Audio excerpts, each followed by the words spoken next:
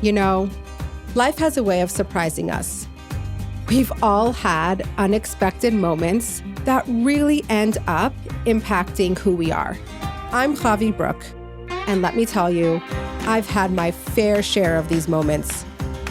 On Totally Unexpected, I don't just interview my guests. We have long, meaningful conversations to explore the twists and the turns that change their lives.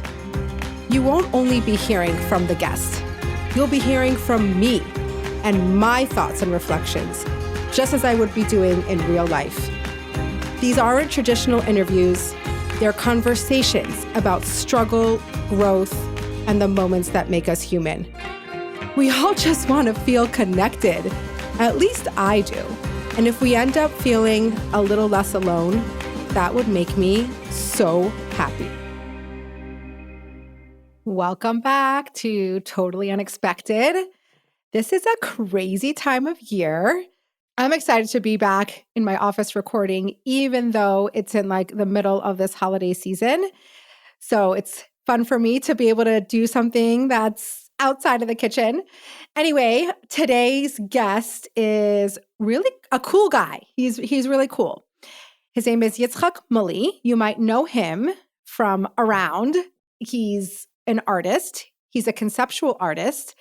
And what makes him kind of unique is that he explores the intersection of spirituality and the material world. So it makes for like some interesting work. He grew up in Melbourne, Australia, and he even lived in Brooklyn for a few years. We talk a lot about his path and his childhood.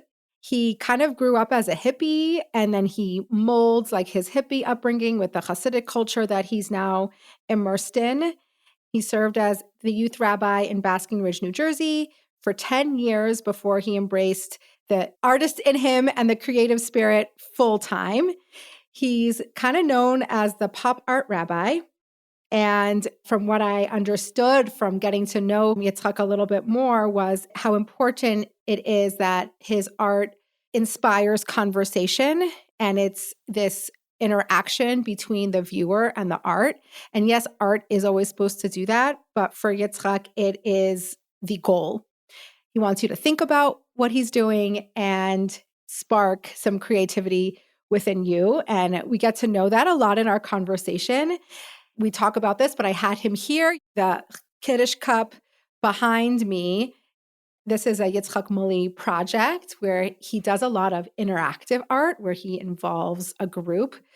And he came down for my 40th birthday. And what happens with this Kiddush cup is he has like a bunch of cups of art, and every person picks a color and pours the paint onto the Kiddush cup and offers you a blessing for whatever occasion it is. So it's like a beautiful interactive activity, and also you're left with this beautiful memento. And I think does a lot of that kind of interactive art. So if you're looking for something like that within your community or some type of art activity, he is someone you should reach out to, and we will have all his contact information in the show notes.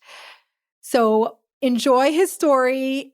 I think it's really fun to talk to an artist of that caliber and with such a interesting and unique background.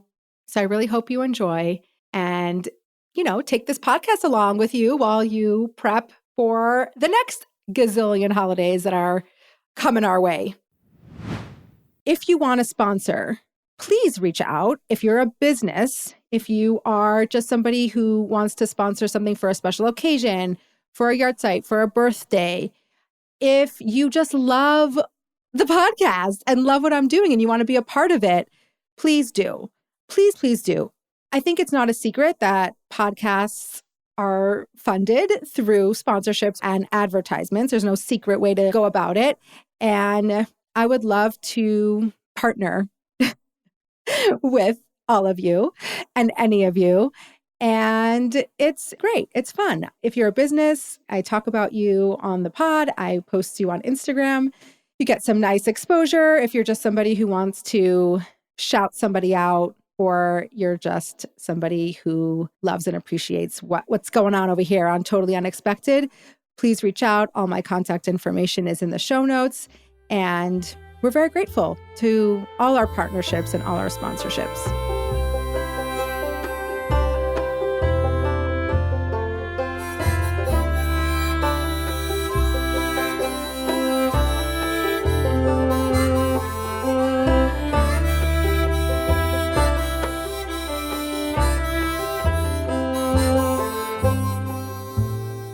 I love your background. Stunning. Absolutely. It's so fitting that you're here because this beautiful Kiddush cup has been in my office/recording studio since I started, and it's been in every episode. And it was created for my 40th birthday. My husband brought you down to do this beautiful, like pouring art ceremony, which was really kind of cool. And I said, it's just very fitting that you've been here this whole time represented by your art, but it's really nice to have you here in person. And I'm really excited to hear your story and your vision as an artist and what you bring to the world. So thank you for being here. It's my pleasure. Yes, we are matching. We got matching cups. Love it. Thank God these cups are going all over the world. And it was wonderful. It was a wonderful experience. Montana is beautiful. Yeah. It really is. Just in preparation now, I got everything set up and I went through my photos of Search Montana and all the photos of that events and the hikes. And so, yes, it is wonderful to be here. Awesome. Well, I actually, because we're talking about the cup, I want to go backwards for a second. How did you think of this? Like, how did you think of this whole concept about pouring paint? And walk us through like what this looks like. And then I want to go back to the beginning to hear your story. But being that we're just here present with this beautiful piece of art, like I want to know how did you come up with that? So, I look at my work and to me, I think it's like just Judaism 101. Like, of course, this is what we do. And like, this is just a direct step, stepping stones from there's Kiddush, there's Havdalah, there's all the times that we fill up a cup and we pour and then we overflow. So this is what we do. We overflow. But tracing my work back to, I've been through many series and many, my original pop art series included a cup, of course, a 2-dimensional cup. And then the post-pop series included overflowing the cup. And little by little, I was like, why just do it 2-dimensional up on a canvas? Like, let's do it 3-dimensional. Let's make a cup. And so the first ones were a Kiddush cup, literally a Kiddush cup I filled with, I forget what, and then overflowed. And then another whole development in my work was the realization that it's not about me and what I create, but it's what we can create together. So that came the interactive overflowing experience. So it's a development and we'll see where it goes next. We'll see where it goes. Right. Okay. So obviously this is where you are right now and just creating art in so many different unique ways. Let's go all the way back to the beginning. You were born in Australia, correct? I was born, yes, in Darwin, Australia. As I like to say, the official capital of nowhere. To this day, you think Montana is out of the way. Oh my God. To this day, there is no Chabad presence in Darwin, Australia. Is it like the outback? Like, what is it considered? It's the capital of the outback. It's the gateway, to the outback. I mean, you can fly elsewhere, but it's the capital of the Northern Territories. Truth is, I don't know all that much about it because I was born there and I left shortly after, and I haven't had the chance to go back. So, what's the topography of Darwin and the outback? Like, is it mountainous? Is it plains? Is it what is it like? Like, what does it look like? It's red. That's number one. It's red. Okay. And it's relatively flat. I mean, there are peaks and canyons, but it's nothing like Montana. No mountains. Wow. Okay. And it's desert. It's mostly desert. It's on the coast. So there's beautiful coast, water. But there's water. It's a beautiful part of the world, but it's not terribly hospitable. It's isolated and it's harsh. Some strong, the summers are brutal. Not many Jews have called it home. What's like the population? Honestly, I don't know. I don't know. There's a base there. There's a Navy base from what I remember. So the Navy is represented. Any of the Jews that are there often are American servicemen coming through, whatever it is. but it's not a thriving metropolis. It's not Melbourne. It's Right. not Sydney. Yeah. It's like the capital of way out there, the Yeah. capital of nowhere. Okay. So you were born there. So you said you moved pretty early on. Take us from there. My mother's born in Egypt, Okay. and they were kicked out of Egypt. They became refugees in '56, and then Nasser, the whole Suez crisis, and they didn't know where to go. They went to France as refugees, and my grandmother apparently had two sisters, one in Argentina and one in Australia. And by the looks of it, she liked her sister in Australia better, so they went to Australia. So That's how they they were chose. very traditional. That's what they chose. Yep. My mother kind of ran away. She was a hippie. She ran away from the traditional religion of her parents, and she was living in the outback. And shortly after I was born, we went to a commune out in the middle of nowhere, somewhere in Queensland, for those who know their way around Australia. But really, the outback was kind of like a farm, kind of like a commune is everyone, a kibbutz, Yeah. a kibbutz where you live off the land and it's one big community and everyone takes care of each other. And till the age of 3 or 4, I mean, it was just out there in the middle of nowhere. And the truth is that life could have gone on that way, but God had other plans. Yeah. And so when I was like, I don't know, 4 years old, somewhere around there, my grandfather wasn't well. My mother's father, he was in hospital, and we felt compelled. We came down from the outback down to Melbourne. My mother didn't know what to do with me. I mean, I literally had, endless amount of space to run, and I was a wild child. Yeah. And my mother went to synagogue. She went to her parents' synagogue to pray for her father, and she met a Chabad rabbi. And perhaps, as you know, how influential and persuasive Chabad rabbis can be, because No by the end of idea. that I don't know what you're conversation, talking about. by the end of that conversation, I was pretty much enrolled in Jewish day school. Oh, okay. And shortly thereafter, I went to yeshiva college. And my first day of school was the day my grandfather passed away. And it's as though he was schlepping us from the outback down to Melbourne. And by Wow. then, my mother, there were traditionals, Shiva and Shloshim and so on. And of course, living in my grandparents' house, even with a big backyard, it just wasn't, it didn't work. And so, my mother said, okay, we're not living here in suburbia. We can't go back to the outback. That's not a place for a good Jewish family, developing and growing in our, discovering our Judaism.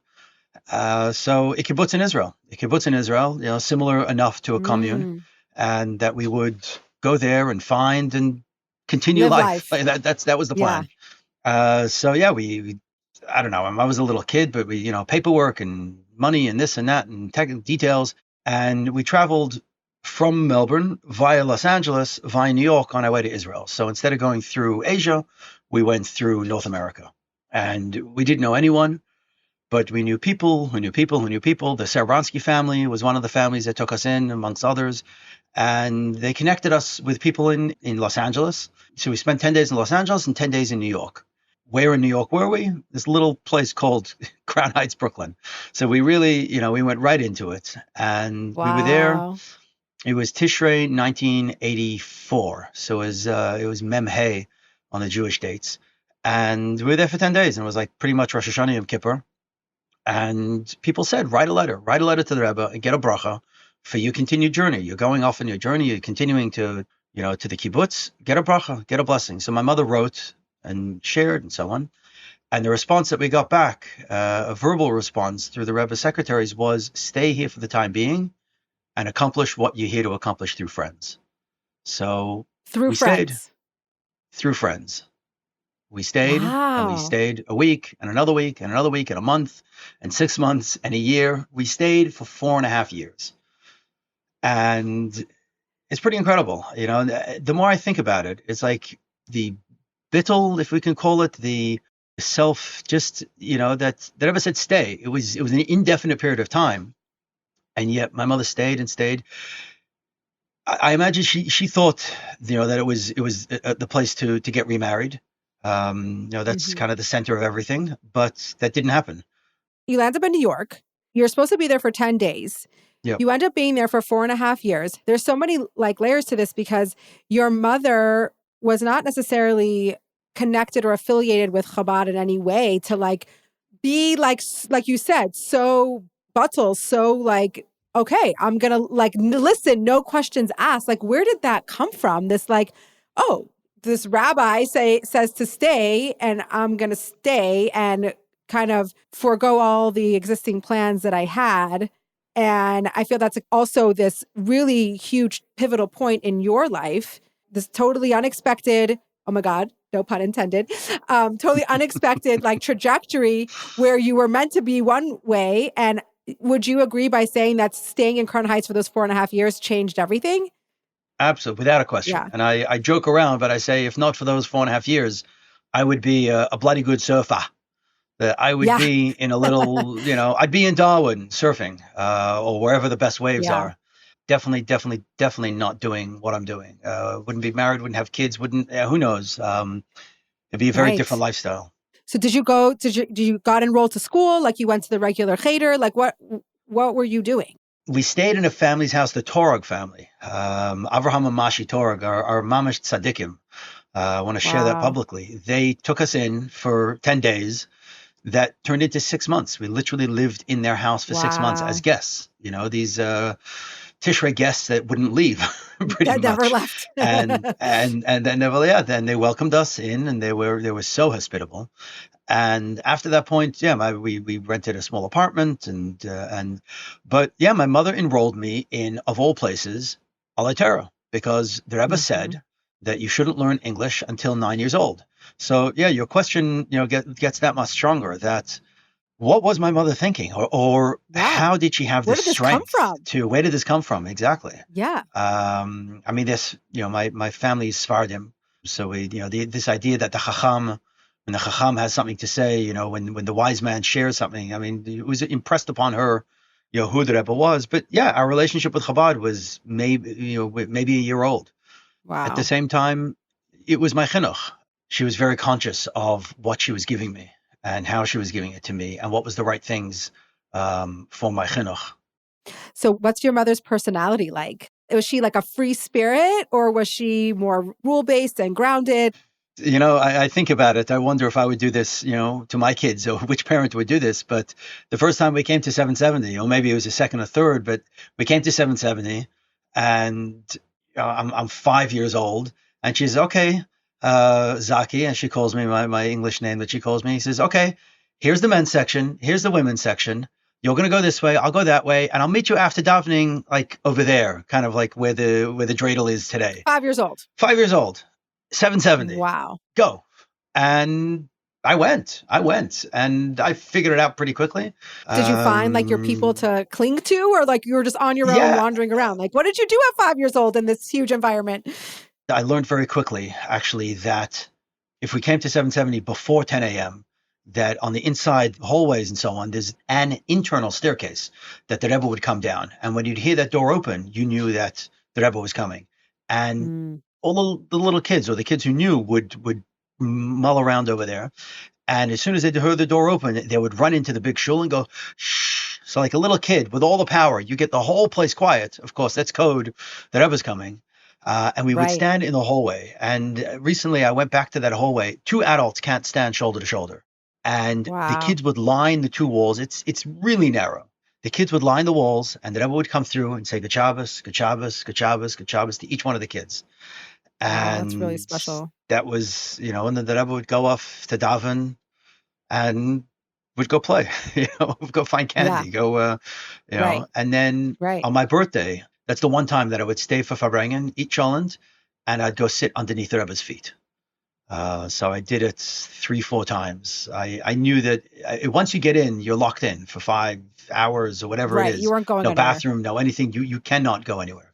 So I knew that wasn't. Some boys did it every single week, but I was too, whatever they call it, active. ADD, active, way too active to be able to do that. Yeah. So those 4.5 years and the amount of dollars and kosher bracha and Hey Tavis.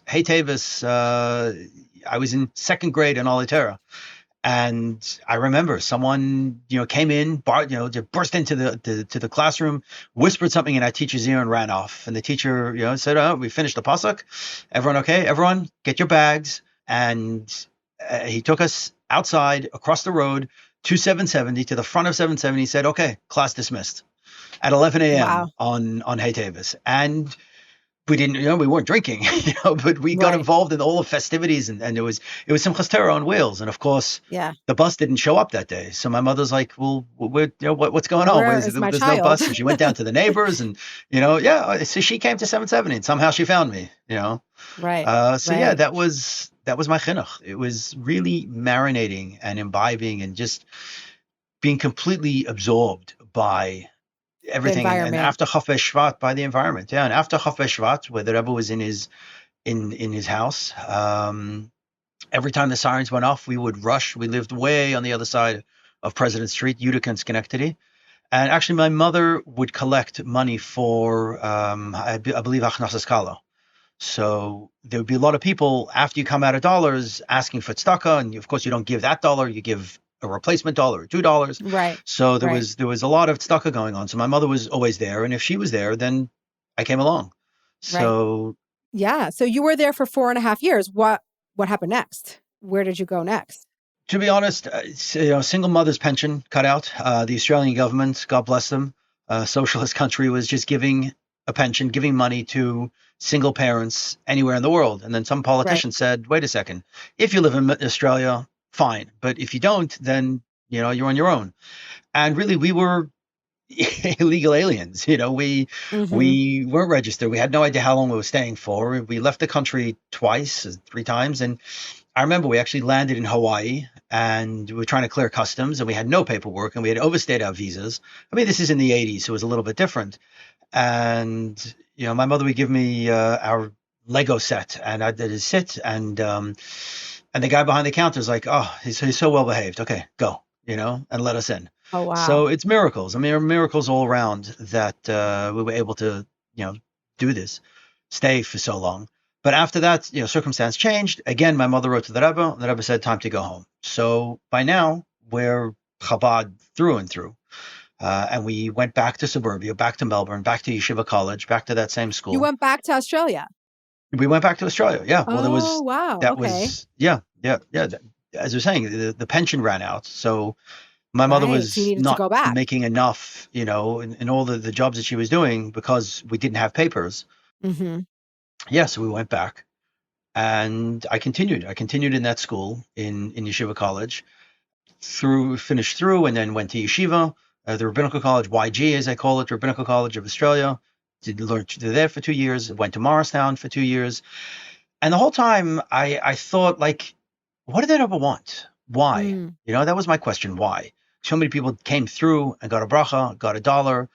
And often it was bracha v'atzlacha, askar latzion, the classic blessings, and people continued on their journeys, continued with their lives. Why did it ever change it so much? That we came and we stayed.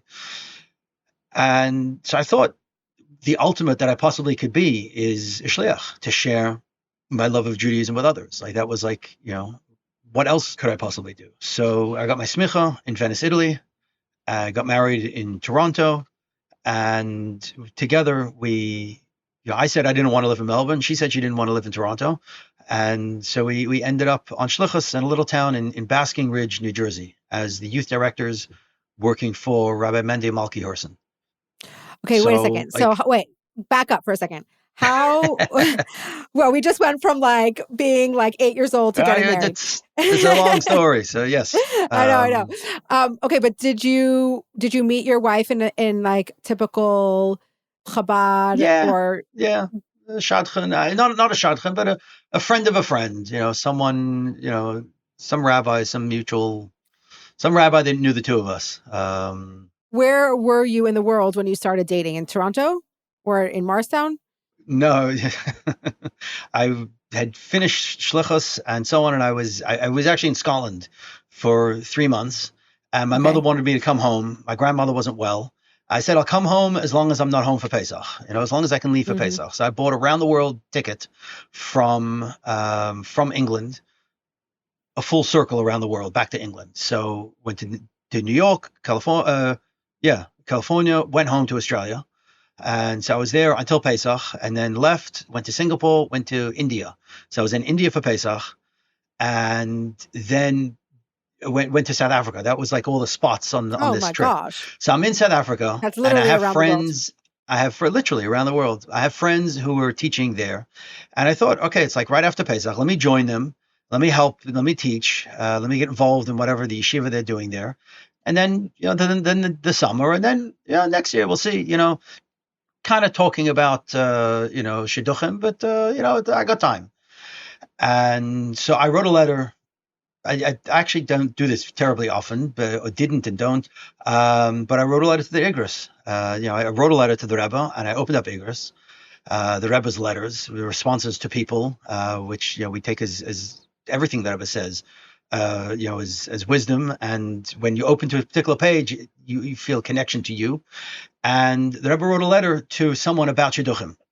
And the question was the idea that Bas Kol Yatsa, that it says that 30 days before someone's born, that a heavenly voice comes and says that this person will marry that person, that it's all preordained. So the person asked, like, how preordained is it really, and what does it mean, and so on. And the Rebbe quoted from across the gamut of Torah different examples and talked about zivug rishon, zivug sheni, first marriage and second marriage, and gilgul rishon and gilgulim, and like all these wonderful explanations of this idea. But then the last line that the Rebbe said is, but this all only applies if you're actively seeking your beshert.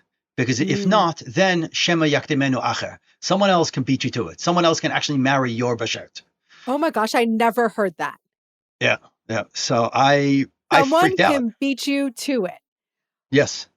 And what does that mean? That means it was that person's beshert? No, it means it was yours and you didn't act on it. And my wife's name had come up, and we were talking about dating, and when we and all of a sudden I hear this my trip was to South Africa, so I went to South Africa, but I spent a few days in South Africa, went back to London because that was the end of the trip, and then got a separate flight to New York. So I came back to New York. My wife's in Toronto, and I was gonna go to Toronto to date, and I hear that no, she's dating someone else. Like in between, we hadn't 100% confirmed or whatever. Right. I freaked out. I like, oh my God, is this stealing, it? Like, did I lose it? Did I completely miss my opportunity? I went out, in Toronto, and not long thereafter, we got married. Okay. Wow, that is pretty fun. So you get married, and from what I understand, you envision that what the Rebbe told you, and the reason why your path was like totally derailed and turned into something completely different is that you're meant to go and spread the word of Yiddishkeit, right? You're meant to do the thing. Yeah. What's important in life? That's a question we all have to ask ourselves. And then what's really important? And I thought, well, first of all, I didn't know what I wanted to do. Right. I didn't have a passion. It wasn't like there was something that I wanted to do that I was willing to give up. Mm-hmm. My mother reminds me that as a little kid, I said, I don't know what I'm going to do. I don't know what I'm going to do when I grow up. I was a horrible student. I mean, I like learning, but not in school, not the way school teaches. I'm an auditory processing person. So I listen, I process. Farbrengens are the best thing for me, so.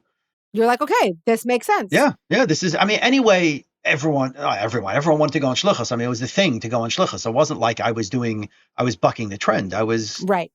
You're like, okay, going this fits along for me. with, what is expected. Right. And this fits for me. I can be a youth rabbi. I can still, take kids paintball shooting. I can do bar mitzvahs and teach in Hebrew school and have fun and be active and share this active side of, this energetic side of me, and use that itself for shlichus, for kedusha, for holiness. Right. So was art at all on your radar up until this point? Nope. Because you're telling the story and there's nothing about art in here. Art gets there. That's the next chapter. Okay, but I'm fascinated that it never came up. I was a child of hippies, Okay. Creativity, the idea of creativity was very much a thing. And my form of expression was photography. So that's how I saw the world and interpreted the world. And I imagine you remember film cameras. So, film cameras, I paid for my film myself, and I paid for my developing myself. So every time you took a photo, every time, I remember getting a new camera and it said, just take a roll of film and test it out. And it was like, you out of your mind? You're going to just take a whole roll of film and just waste it. wasted on testing apertures and but yeah, photography was my form of expression. I actually remember that in high school, early high school, I wouldn't doodle in the margins of my books because I knew older me would critique younger me. So Oh, I wow. I had this critique going on, you know, like I couldn't draw, I couldn't paint. That's not for me. But creativity was very much Right. alive. That's really interesting. So you get married, you move to Basking Ridge, New Jersey, Yep. and Yep. you're like assistant rabbi in Rebbitzin. Yes. Yep. Exactly. Okay. What did that feel like? What did that look like? Did you feel like you did it? Like you were there, you were doing what you're meant to be doing? Did you feel fulfilled? What was that experience like? Actually, you know, it's all funny in hindsight, Yeah. but here we are. We wanted to go on shlichus, and I thought, you know, every Chabad young couple looks exactly the same. He went to the same yeshivas, she went to the same seminaries, he went to the same camps, she went to the same camp. Everyone looks the same on paper. Like, how am I going to differentiate myself if Hmm. everyone looks the same on paper? And so I thought, okay, I'm going to make a video. This is before YouTube. This is before anything. I'm going to make a video. We went back to Melbourne for Kollel. So we're in Melbourne for Kollel, which is where I had worked as a bacher, shliach bacher in high school. So we made a film, a video, and it was titled "To Live the Dream." You know, to go on shlichus, and it was we interviewed people that whose lives we impacted, both myself and my wife, and we got a friend to put it all together. And I was showing people, you know, we came to Crown Heights and we were looking and so on. And I was It was like a handing pitch. Like, out, this is why you should I was hire me. handing out this DVD. Yeah, like watch Yeah. this. This is me. This is Yeah. us. You Yeah. know, this is our resume. And That's creative, by the what? way. That's Yeah, very creative. exactly. Yes, you know, definitely creativity is in me. But I knew the Hersons from Morristown. I had studied in Morristown and I had come to them occasionally on Shabbos. And we were actually looking at a different shlichus position somewhere else in the tri-state area. And it looked good on paper, but there was like technicals and this and financials, like long-term financials and this and that. And Rabbi Mendy was my mashpeh. He was the person I talked to for, you know, when Hmm. I got issue, you know, I got questions. Hmm. So we had come, you know, I brought my wife, you know, we came to meet them and, you know, to talk and you know, just to, because we're friends, you know, we're newlyweds and we were talking. And by the end of the conversation, Malki's like, okay, I want to hire you. And that was it, you know? And so we were hired. I said, wait. You didn't even watch the movie. You didn't watch the film. You didn't Like, no, even you watch got to our watch it. Like, they didn't even watch our pitch. So it was to live the dream. I mean, to answer that Yeah. question, it really was like, I thought this is the ultimate of everything that I could be. This is my Hmm. purpose in life. This is what God wants of me. You know, it was an unusual set of circumstances. What else? What else could it possibly be? You know, this is the ultimate of everything that I'm put on this world to do. Yeah. Or little did I know. Right. So then what happened? So photography. Photography was again my form of expression. And shortly after that, the first DSLR, the digital SLR, the first digital professional camera under $1,000 came out. Canon came out with a Canon Rebel, and it was a game changer. It changed everything because now instead of 24 or 36 shots that I could take and then have to pay for each one, $1 a piece minimum. That is that weight of each capture. You get a big enough memory card and you go to town. And so Hmm. photography was, I'd go in the fall time. I would go to run an errand or something, and Basking Ridge is on the edge of suburbia and horse country. And so there's Mm. streams and there's trees, and I'd get out and I'd start photographing, and like the sun would be going down. I'm like, oh, I was supposed to go do that, something. So Oh, or on wow. Sundays, every Sundays we'd Yeah. go out and we'd take photos of the kids and nature and so on. And so photography, I was really working and playing with my photography until I felt like photography was constraining. Photography is huge, so it wasn't that there was a limit on photography, but I was finding Yeah. myself limited with photography. And one night I bumped into this process called silkscreen. And silkscreen is essentially kind of like a stencil, but a silkscreen is you take an image and you transfer it to a screen. And then from that, you can print on that screen. So a lot of the camp t-shirts are printed using silkscreen. Mm. So each screen is a single color. You can add layers, but there was this process where I could take a photo and turn it into a piece of art. And that excited me because I knew I couldn't draw that Right. said thing. I couldn't paint that. I wouldn't allow myself to try. Right. So I was very, very influenced by Andy Warhol. My early works are, Andy Warhol, very Andy Warhol-esque. And that was the beginning of the rabbit hole. So I remember my first piece. You can actually see a hint of it over there. It's sitting behind there. I've been sharing my work online, but 8 by 8 inches of a chassid on a payphone, and this like interplay, so between the contemporary and the Yeah. timeless, and Yeah. now a payphone is no longer contemporary. Now a payphone Exactly. is has been, and the chassid is, a Jewish soul is still just as timeless. So Yeah. yeah, now I'd go photographing or looking for scenes, looking for images, looking for icons that communicated my Judaism, my Chassidus, using the silkscreen method. And I did a holiday series. I did there's a series that I title Ritual Objects. No, is it Ritual Objects? I'm blanking. It's so long ago. Um, How long ago is this?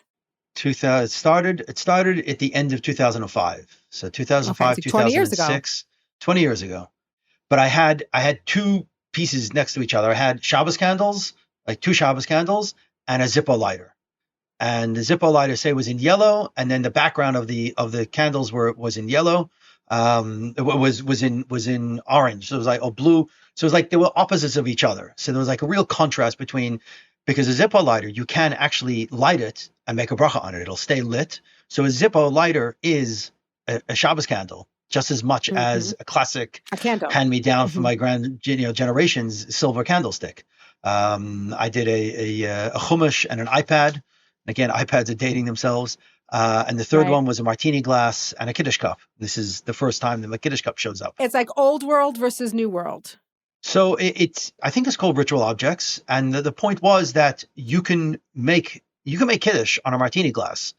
You can use the physical world. What we do, that's our job. Our job is to take the Right. physical world and to transform it into the spiritual. And the same way the classic Judaica item is, oh, that's a mitzvah object, but this isn't. It's like, no, the whole world, everything is a mitzvah object. Everything is available to be used. So that was some of my early work. I love that perspective.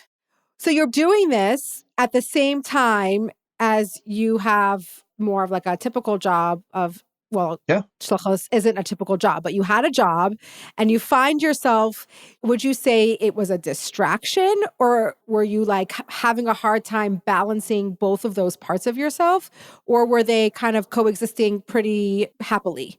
For the first little while, and I forget how long the little while lasts for, but the first while, Hmm. it was perfect. It was amazing. It was, I had everything.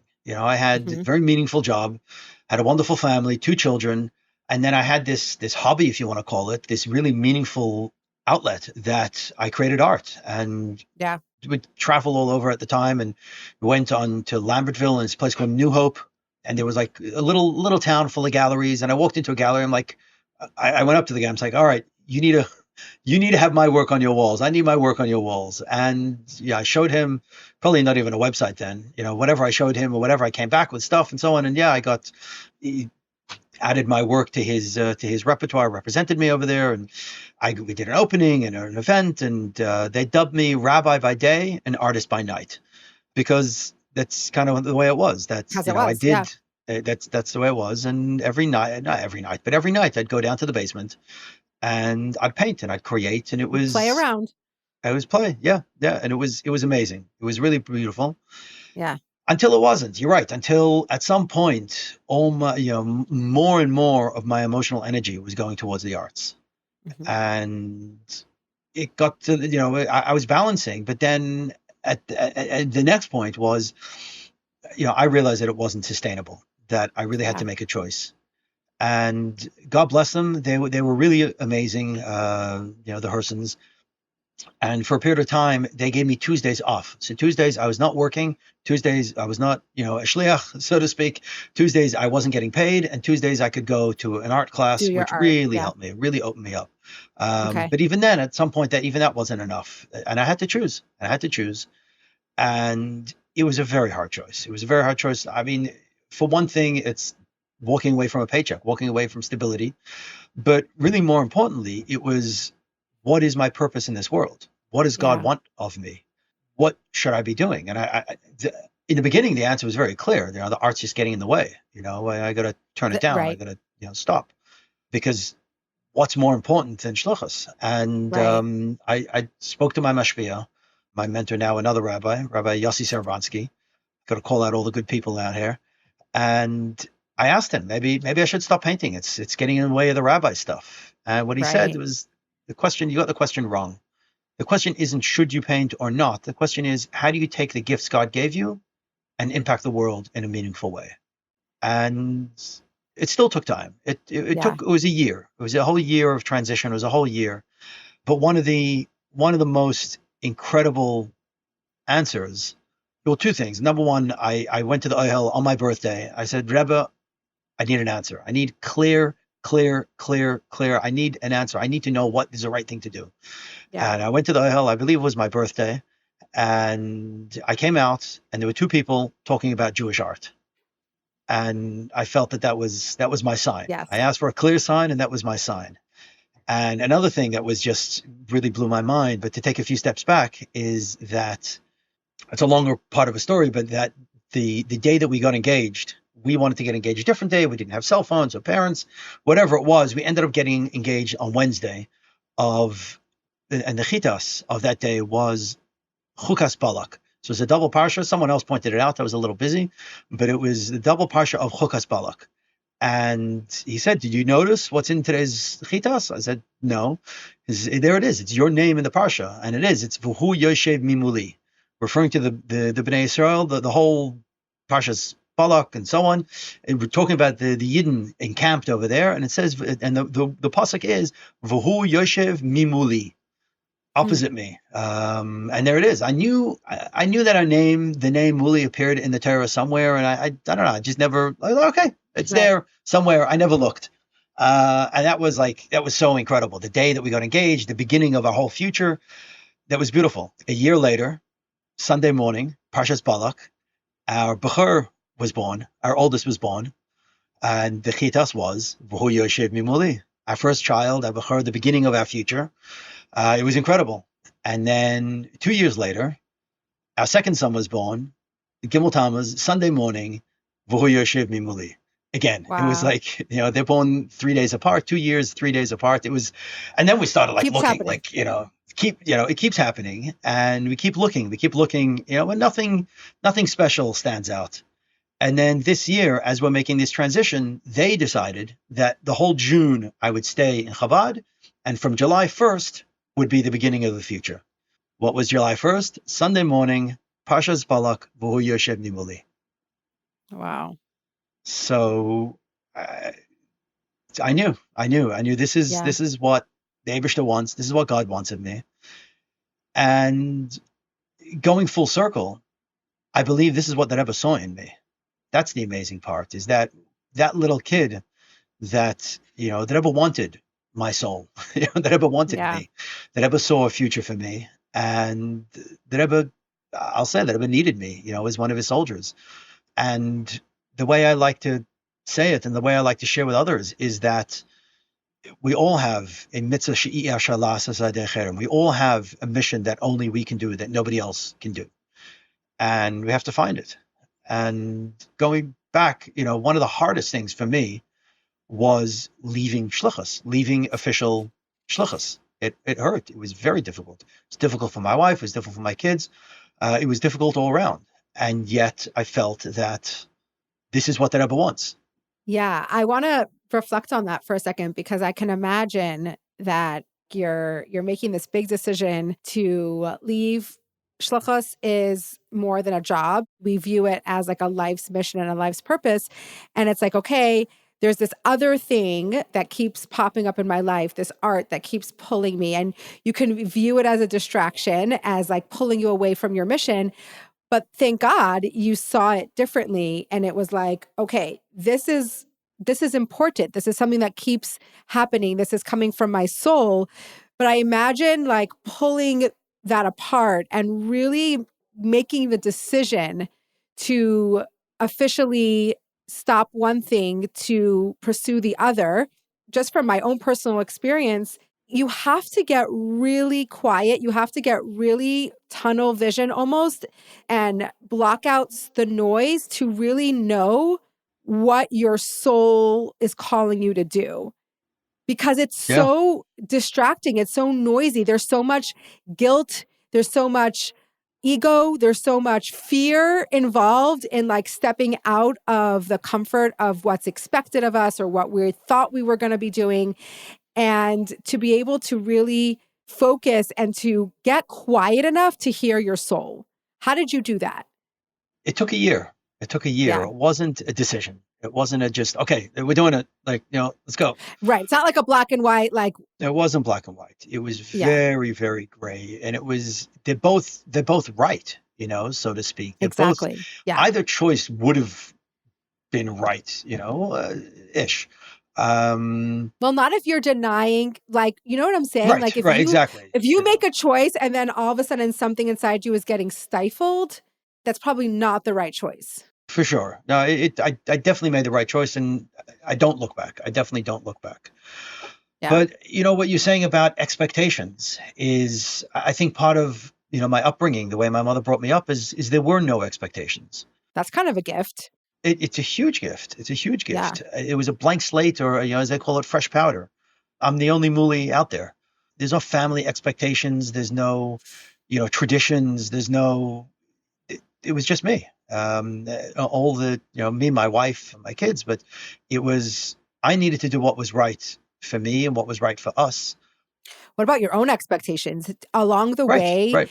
being integrated into the Chabad world and all that stuff? I'm sure you've created your own expectations from yourself. And did you feel like when this was coming up that was like a disappointment, or you're not meeting your own expectations of what you thought was the ultimate? Well, for 8 years, I tried to do both. For Right. 8 years, I tried to do both. And I came to the conclusion that I couldn't. Mhm. So it had to go somewhere. And the art was developing. I mean, my art has grown so much since then that it's incredible in all these different forms. But yeah, this idea that mitzvah she'iyar shalas is derech, there's something that Yeah. you can do that nobody else can do. And I do have a colorful past. I'm not like everybody else, in that Right. regard. It is my unique story, and Yeah. that plays into it. And the fact that the Rebbe told us to stay, and stay and stay. And I mean, I had interactions with the Rebbe, but nothing. I mean, the Rebbe never told me, do art or anything of Right. that. I was a kid. I was a child. I mean, I came back for the Tisha before Chav Zayin Adar, the Tisha before Gimel Tammuz. I mean, I saw Giluyim, but I knew that Rebbe wanted me, and so the Rebbe, who am I? What is my contribution? Yeah. Wow. And nobody else can do what I'm doing. Right. Yep. So I know this is like me, I'm interviewing you, but I am curious, and however much you can share, like what is that like for your wife? You're together on this journey, and then it's not all of a sudden, but you obviously have a side passion, and that's growing and growing, and it becomes obvious that there needs to be a choice to be made. And what was that like for her to give up her shluchos and her purpose to allow you to shine and grow and do your purpose? Does Yeah. that question make sense? Yeah. No, the question makes total sense. It was definitely difficult. It was definitely difficult. And my wife is an Eshes Chayil. I mean, she's, when she saw that this meant so much to me, the truth is that for 1 year we tried to stay. We tried to stay on, that she continued. She Right. was working in the preschool and in the Hebrew school, and we lived locally. But it was just so difficult. It didn't work, because one day I'm the rabbi and the next day I'm a congregant. It was just so weird for everybody Confusing. involved. Yeah. Confusing. Yeah. That's a better word. And so we tried, but Batsheva was in chinuch and teaching, an early childhood professional. And when we left, she found another job in early childhood, a Jewish Montessori school. And so she pivoted. Found her She place. went from one school. Yeah, she found her place. But yeah, it's, the kinus is, now I go to the kinus every year to display my work and to share and I do all these events, as you know. And for the women's kinus, I invited her to come to man my booth and be with, stand and talk. And it was hard. It was hard to be in and then to be on the outside. Yeah. And yeah, the way she grew up in Toronto and, being on the inside and being on the outside was a thing. So yeah, it was hard. It was hard. Do you think there's a definitive inside and outside? Do you feel it? Do you feel now like you were in and now you're out? Is that like a very clear distinction? So, I tell myself I'm on shlichus, because I Fair. believe I'm doing what the Rebbe wants me to Yeah, be doing. exactly. And it just doesn't come with a badge and it doesn't come with attendance to, an invitation to certain places at certain times. Right. But I go to the kinnos. Some of my best friends are rabbis, and some of my best clients are Chabad rabbis. So I go there and I feel completely comfortable, and I don't go to the banquet. And I don't need, like, I know other people who feel the need to be there and they'll pay as a guest to come and know that that they're there in the room. I don't feel the need to be in that room. I was in that room for more than 10 years. I that was my place. In a way, maybe it's I mean, it's a certain level of mesiras nefesh to walk away from it, Right. to be on the outside and still be on the inside. Is it funny to like service that clientele that you used to be No, in? No, no, it's perfect. it's perfect. Yeah, no, it's the beautiful thing is that so many Chabad rabbis say they don't understand art, Hmm. but they know that they can trust me empirically. So whatever I do, whatever I say is going to be in line with everything that they do and say. And so Hmm. they can, like, just, okay, hire me and walk away, Rest and easy. know Yeah. that they're going to get rest easy, that everything's going to be fine. So yeah, Chabad overall is, pretty much my best client, and Chabad house people are a great target audience for me to share Hmm. my message because they're engaged, they're interested, and I bring a different twist to potentially what they're hearing. What is your goal with your art? Like, what is your mission statement? What do you try to convey and share through your art? So I don't have a mission statement written down in black and white, Right. but it's about light and joy. Yeah, sharing the joy of Judaism, sharing the light of Judaism, bright colors, as you can see. I didn't go to art school. I'm self-taught, so I didn't learn that colors are passé and it's childish. I just do just that energy. But one pivotal point, I mean, there's a number of pivotal points in my career so far, but one is a particular Farbrengen by Rabbi Yossi Paltiel, another one of my heroes. And it's a Farbrengen for Yud Aleph Nissen. And he goes through the history of the Rebbe's Ten Mitzvayim and the order of them and the impact that they had on the world vis-a-vis Shleimus Aretz, vis-a-vis Israel. And it said that, like, pushed the war.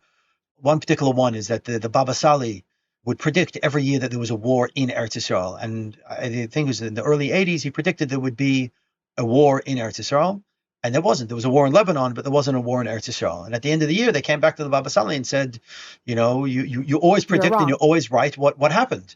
So he said, how was I to know that Lubavitcher Rebbe would make mitzvah neshek, the mitzvah of women and girls lighting Shabbos candles, and he would push the war out of Israel into Lebanon? So Wow. it's a whole Farbrengen, and it's fascinating, and it really touched me, this idea that when we do a mitzvah, we actually create an impact, a real measurable impact when it's done on a mass scale. On a mass scale, you could see it, but each individual mitzvah still has a power. Each individual mitzvah creates this explosion of energy. Energy. It's an And energetic thing. yeah, so here you can see I'm kind of in the way, but one of my shofar pieces, I started 2 years ago. I did a shofar challenge that every day of the month of Elul that we blow shofars, and not on Shabbos and not Erev Rosh Hashanah, that I would make a shofar painting. And so there were 24 days that we blew shofar that year. So I made 24 paintings, and every day pushing myself further. So this is further along in the process. They started off on paper and so on. And But wait a second, you paint now. Before you were too scared to. yes, yes, yes. So what happened? How did you move through that fear and start to paint? That happened on those Tuesdays, on those magical Tuesdays Yeah. that the Hersons gave me off. I found a teacher. I did through networks. I asked around, and I'd been to a gallery. Actually, I was in a gallery in Toronto.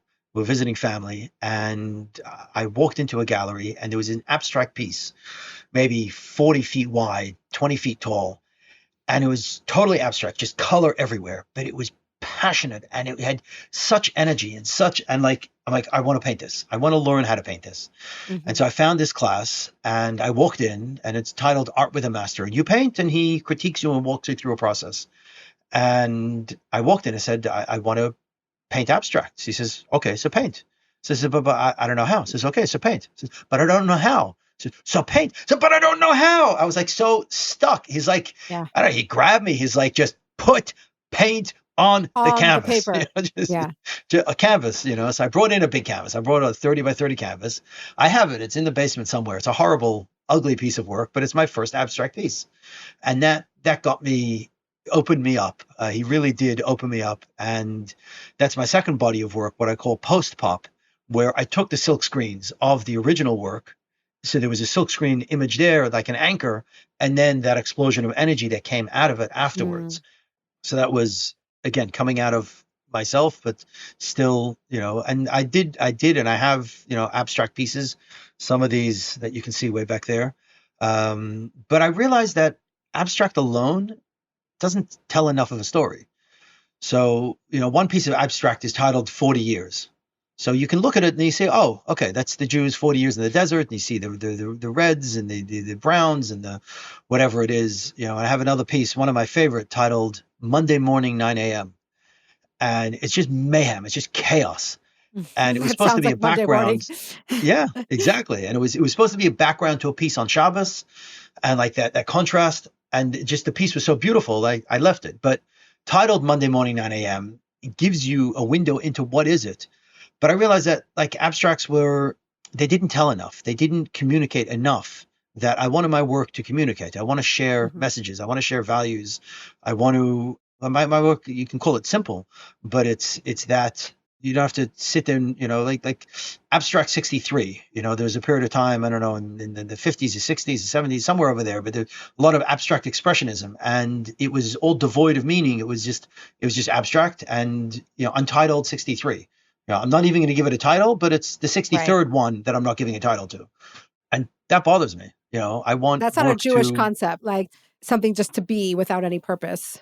yes, I mean, beauty of this world, my Has favorite purpose. bracha, has Yeah. purpose, but beauty of the bracha that we make, my favorite bracha that we make at the beginning of Nisan is, Baruch Hashem Eloheinu melech haolam, asher bara ba'olamai, shelo chisa ba'olamai klum. There's nothing lacking in God's world. O bara boy, he created in it brios tovos, wonderful, good creations, the ilanos tovos, and good trees. And it could have just stopped there. God created a beautiful world. And then the Chazal gave us at the end, lahanes behem esabrias, to give hana, to give pleasure to humanity, to creations. Mm. And to me, that's so powerful. And it's an end in itself, but it's also, now what are we going to do with it? Now it's up to us. What are we going to do Right. with this? You spend a week up in the mountains. Now what? How is that going to impact and Translating. change, translate to what you're doing? So there, it definitely is the case of beauty for beauty's sake. There's a place for that, but yeah, I want my work to say something, to have a meaning, Yeah. even if it's a negative reaction. But I want a reaction. I want there to be a dialogue. You wanted to elicit something, a feeling. Yes. Yep. Yeah. Yep. So I have a Yep. question. So typically in the Jewish world of art years ago, I think there has been this beautiful generation of expressive Jewish artists that are just it's becoming not as unique as it used to be. When you started, a Jewish piece of art was very like, okay, two rabbis dancing, or a very like typical old world scene, or even new world, but like it was a very typical, like, this is what Jewish art looks like. To me, your art doesn't fit into that box, right? It pushes that boundary, but still has a very uniquely Jewish message. Yes. And I want to know, did it feel like you were revolutionizing the art world with it being Jewish art, but not in your face, old world Hasidic or scenes or that kind of thing? I mean, I've people have said, that I'm a revolutionary in Jewish art. I see so many other great people out there also. Mm-hmm. But yeah, I was just making my art. I was just expressing myself. I had a deeply grounded in Chassidus, Mm-hmm. and I found languages to communicate that. And Yeah. so in the beginning, pop art was like, oh my God, there's like you can use this as a medium, to strip down the minimalist, icon and the repetitive squares again and again. I have a series: apple, apple, apple, apple, apple, honey. Dreidel, Mm-hmm. dreidel, dreidel, gelt, matzah, matzah, matzah ball soup. And then all the Torahs for Shavuos Torah, like Western Ashkenazi Torah, and then a Sephardi Torah in the bottom right corner. So it was using language that's already out there and finding a way to communicate that in my language, in my or saying what I want to say in that language, and borrowing. Picasso said, "Great artists steal." So yeah, I was Mm-hmm. stealing from everything around me. I was taking Right. It reminds me like there's nothing new under the sun, right? no, We all absorb what we see around us and somehow we process it and we spit it out in our own version. But like you're not creating something brand new from scratch. Like that just is not how it works. yeah. I mean, as my work evolves, I don't know. I see things and I say, "Oh my God, that communicates this Jewish idea." I mean, one of them that I kind of did, but it didn't work out well. The crowd didn't. But and I want to do it. So if you're listening out there and you want to partner with me on this, Mm. Yayoi Kusama, very famous Chinese artist, created something called Obliteration Room, and she's done it in a few museums. And it's a room, two rooms, whatever it is, completely white, completely painted white. And as you come in, you get a sheet of stickers, red, colored stickers, round circles of stickers. And you just come and you just put stickers on wherever you want, the floor, the ceiling. It's like a house. There's couches, there's tables, there's chairs, there's a kitchen. And after a month of everyone doing that in a museum room, thousands of people come through, like the room has been completely changed. And I look at that. It's a beautiful, beautiful process. But it's called obliteration room. Obliteration is just such a negative word. But Mm. now just flip that and do that something similar with alphabets, with mitzvahs. Every mitzvah you do makes an impact. So Mm. give people a sheet of alphabets, or give people whatever it is, a mitzvah object. So I have a piece titled Habitat for Divinity, a house for God. Mm. And so what is this Habitat for Divinity? It's kind of like a glass house. It's like kind of like, like just glass walls or plexiglass walls, and put it up on a hill somewhere, in a Chabad house, those Chabad houses that have space, or a federation, or and the Hebrew school, every time the kids do a mitzvah, they collect their stickers, and they know how many stickers, and they come into the space and they stick these stickers on the wall, and they transform what was just a shell of a space into a home for God through all the mitzvahs that they're doing. So yeah, I stole it from Yo-Yo Kusama 100%. But I believe mine is so much better, so much more Right. meaningful, so much more depth. Yes, I want to find a shul. Imagine a shul where there was one room where you could do that. You could just put stickers on the wall and watch that space transform. Revolutionary. I mean, it would one Chabad house, one in the seating room. I don't know, wherever it is. I mean, is you know, It's very fascinating to me. First of all, I have this thought that it's like you can look at it as like, okay, you're looking at this Jewish piece of art that looks very Jewish or very Hasidic or very stereotypical, and that makes it Jewish, right? Or you have a Jewish artist using their soul, and whatever comes out on that canvas or that paper or that, sculpture is automatically a soulful Jewish piece because the person who created it is that. It's not about what you're actually looking at as like a Jewish scene or a Jewish typical item, but it's inherently a expression of God, an expression of a Jewish soul because of the person who created it, kind of like music. It's all about what's coming from the soul. So if you yeah, have a singer who's singing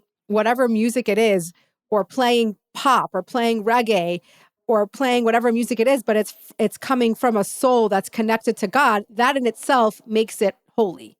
100%. Does that make sense? Complete sense. No, I agree. And the truth is, there is no one genre that is, oh, that's Jewish music. And there Right. is no one genre that is Jewish art. Is that Yes. by Yes. virtue yes. of the fact that we've lived everywhere and we've Mhm. adopted the cultures and of those places, a Hasidic nigun is a Russian folk song, or Mhm. very similar to it. Literally, like so much of our traditional like Hasidic music is like an adaptation of the music of the time, like the French, what's it called? The French The French national anthem. national anthem became a niggin, right? Like Right, right. I feel like that sometimes we put ourselves in this box of like, what does that look like? Jewish music, not Jewish music. This isn't, like, I don't know. Do you get what I'm saying? I feel like it's so much more fluid than that. We're creatures of tradition, that's for sure. And Yeah. so something that our grandparents did now becomes, oh, this is how you do it. Right. And there is no, okay, so just because our grandparents lived here, therefore the music that defines Jewish music, that doesn't define Jewish music. If we're living, the blues of, Louisiana is as Jewish, sung, created, composed by a Jewish person, taking that influence is as Jewish as every other Jewish music, Anything. klezmer. Yeah. Klezmer isn't Jewish. Klezmer is a reflection of its A time. style. And the Yeah. Jews, a style of music that the Jews adapted as, in a reflection of their time. So today, with whatever music is today, which it is so many things all at once, and the same thing with Jewish art, is that Same thing with art. Exactly. It's limitless because you can adapt and you can create something from your soul, something that is representative of you and your who you are and your connection to God, and it can look any way that it looks. yeah, yeah. Okay, so I have a question for a creative. So you just said like you had this idea that didn't land in the public. I find I'm kind of in this spot myself. I kind of I don't know, I kind of am a creative, but in a very not artistic way and in more of an self-expression kind of way. So I kind of always reject that title of a creative because I don't feel like artistic, but it's two different things, right? But Right. somebody who puts themselves out there in a creative way, who keeps trying to bring something new to the world, and obviously nothing's new under the sun, but in their own unique perspective. And I find that it's a very interesting process to be really excited or to have something really fun to share or exciting to put out in the world and it doesn't land. It's not like landing, it's not taking off. What is your experience in that process? Because I find it to be difficult and I find it to be like hard not to feel rejected and not in such a personal way, but it's like, but and also question like what makes something take off versus not? Like what is that Right. secret ingredient of like the thing that takes off and the thing that lands for people and the thing that is such a good idea and could be amazing, but for some reason isn't catching on? Yeah. I mean, I've had bodies of work that I thought were absolutely brilliant Mm-hmm. and fell flat. One Yeah. body of work is, again, the idea that Tem Mitzrayim, I made. It was right after augmented reality came out, the Pokemon Go. I'm sure you remember the Pokemon Go craze that like swept everything. And again, I looked at that and I said, that is a mashal for Ruchnius. That is an example of being able to communicate this idea of spirituality, is that there's something there, but you can't see it. With your naked eye, you can't see it. With the right lens, you hold your phone in front of this Pokemon creature and you can see it and you can chase it and you can run and you can this and you can that. It's there, but it's just you just can't see it with your naked eye. And that's Ruchnius. So I made a whole series using augmented reality. One was a fully painted piece with a mitzvah object, and the other one was just white with a painted object. And when you held up your phone to the white one, it would show you the video of creating the other one. So like you could see kind of you doing it coming to life. And people say, oh, that's cute. That's sweet. Mm-hmm. That's interesting. Mm-hmm. That's nice. And it didn't take it's off. profound. It's profound, Yeah. and again, it's ahead of its time. That's 6 years ago or something like that, that I created it. Now with meta goggles and so on, I should go back and revisit that. But I spent a lot of Right. money, built an app, and Wow. it fell flat. And So how do you pick yourself up after that? What is the narrative that you tell yourself when that happens? I mean, number one, I've got enough projects to keep me busy, so you can always pivot, and I'm Right. never doing one thing at a time. Right. You But don't have all it's your eggs in just one basket. no, no, definitely not. The world wasn't ready for it. That's it. Mm, I'm ahead of my time. I'm a mm, visionary. I'm a revolutionary. mhm. I know what I'm doing. I'm doing what I need to do. If the world doesn't see value in it, okay, then this one didn't work, but the next one will. And you look at Picasso. One of the things that makes him so famous, so prolific, is that he made thousands and thousands and thousands of paintings, and there's only a few of them that we know as the greats. But he made so many what you'd call flops of rejected paintings or whatever you want to call it. But just by being out there and keep on pushing and keep on doing, so okay, the next one will be a little bit better. The next one will be a little bit better. Do you think that you had a foundation of self-confidence and a foundation of like your worth that was able to help you like not lose yourself in this process, or do you feel like you struggle with a self-worth, or and you get it sounds like to me like you get a rejection, you're like, oh, I was just ahead of my time, like no one's ready for me yet, No, and that no, takes like a self-confidence or like a foundation of like, I know my worth, and it will land when it's supposed to land, but it's not going to destroy my self-confidence or my self-esteem if something I create doesn't get looked at. I do have a strong self-confidence when it comes to my art, and my mother actually wonders where it came from. Mhm. It's not like, oh, that's fine, I'm good. When I get a rejection, it hurts. When people tell Yeah. me, when I get negative comments about my art, or people who don't understand it, it hurts. I feel it. Mhm. But I think it's also tied into my identity, is that this is what I need to be doing. So, okay, you didn't get it, I still need to. And the other thing is that I don't know the impact of my work. I really don't. Mhm. I'm here in my little echo chamber. I live in New Jersey. I don't get out to New York that much. I don't know who I impact. I don't know who's touched by my work. I get some feedback, but not a lot. I really relate to this so much. It's Wow. doing its thing. It's doing its thing. Mhm. But then again, I also think about, I listen to different people's podcasts, and there's things like I'm really touched by them. And I realize, yeah, but I never told the person anything. They don't even know I'm Mhm. listening. Or they don't know that I exist. And they don't know that I'm listening. And they don't know that this particular thing is like, wow, that was impactful. And we Yeah. all should. We all should share feedback to things that we've found impactful and have had an impact on us. Because yeah, those who are putting out there and putting out there and putting out there. I have a podcast titled Orange Socks, and I don't know who's listening. Just put it out there. Yeah. Okay, I want to get back to the podcast because I'm so interested in that. But I'm just saying this conversation is so timely because it's something that I've been going through in the last little while of like the impact of my work.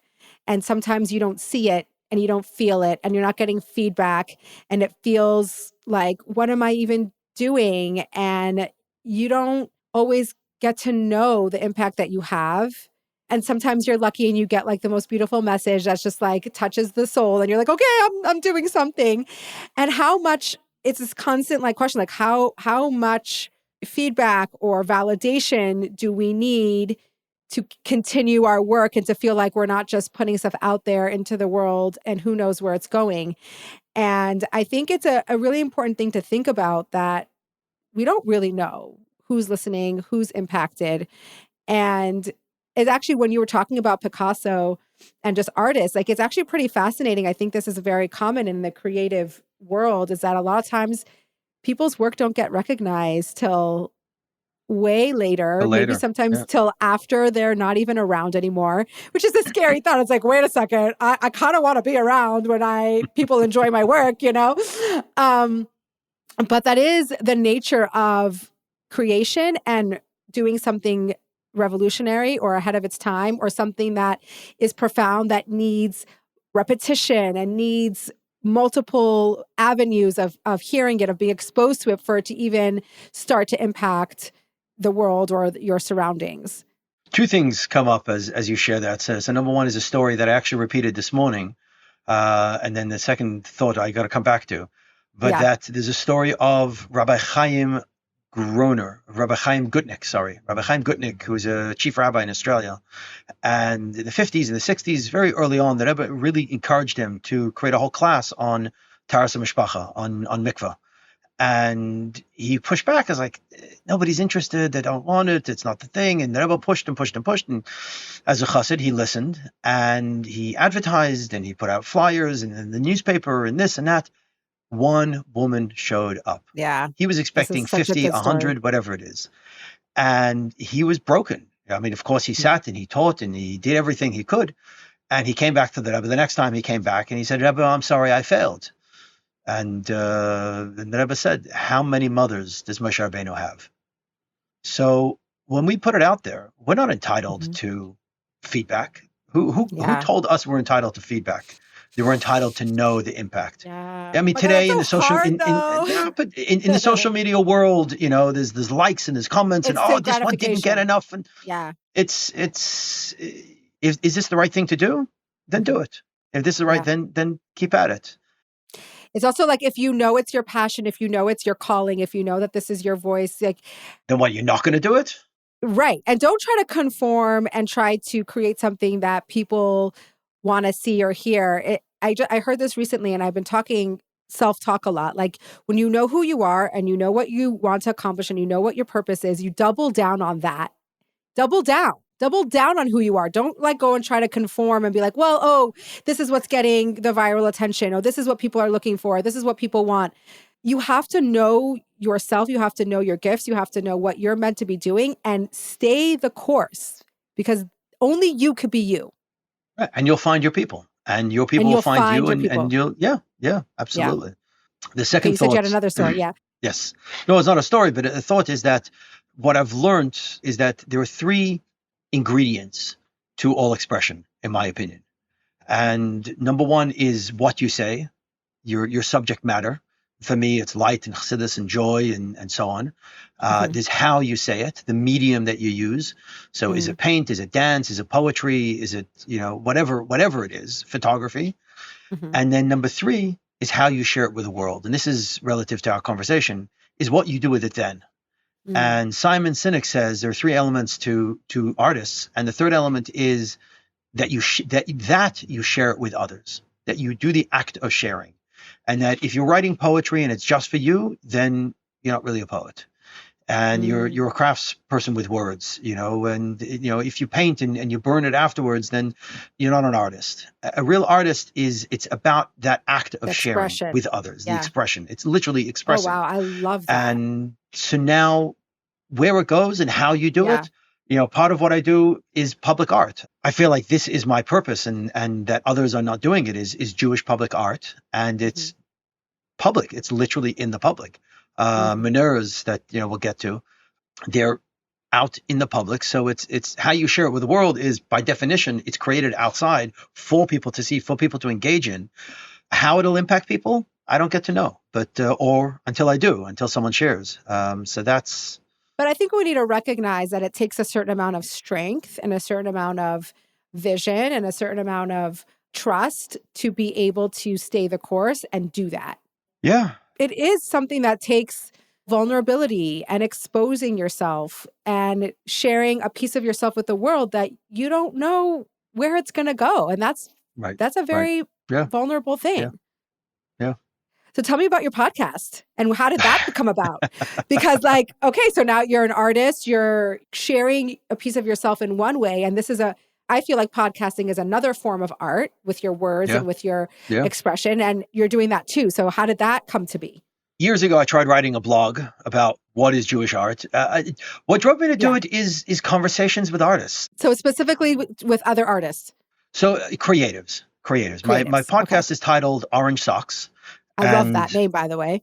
Right. So right over here, if you look very carefully, there's one gentleman wearing orange socks, and it's original. It's a painting. Love it.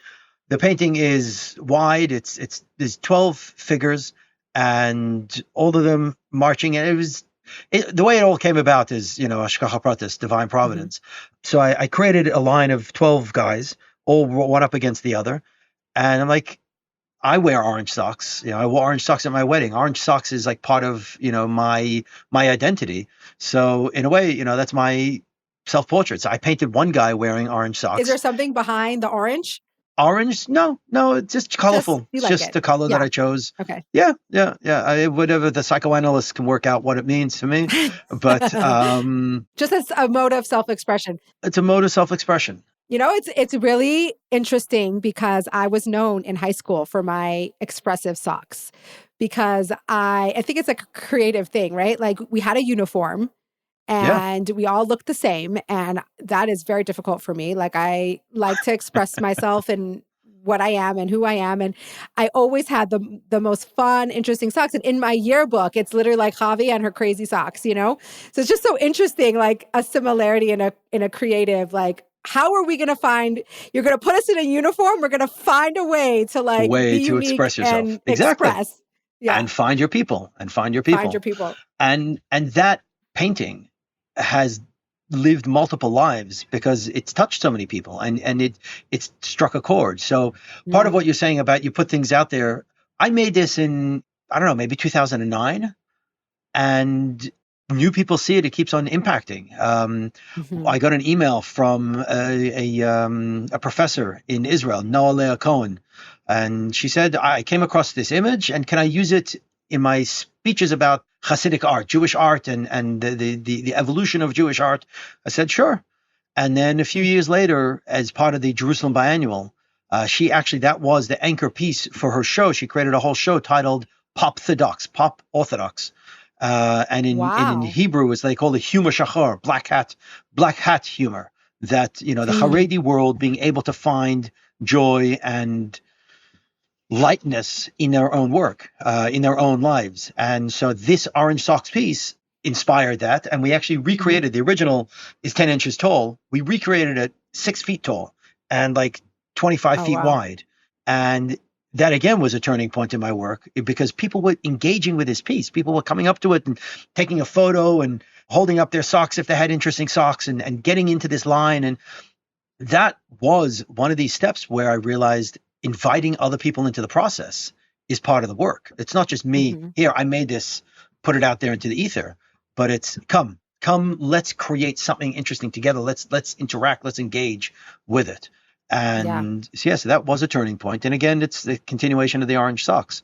And then now it's the Orange Socks podcast because it's about expression. It's an exploration of the intersection of Judaism and creativity.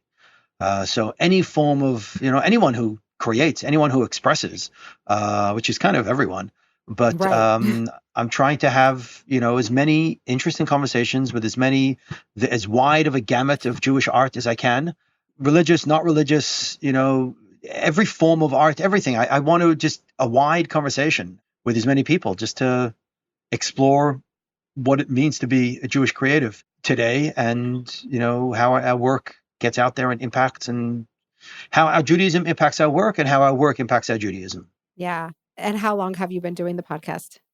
This week, we'll be releasing episode 49.